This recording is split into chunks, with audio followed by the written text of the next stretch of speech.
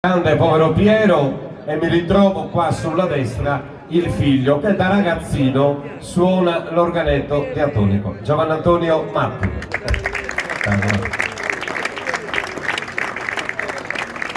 Quindi il ballo della tradizione, il ballo della tipicità che riesplode stasera qua in piazza Toveri a Collinas in tutta la sua bellezza. Ballutullo, o vuol dire?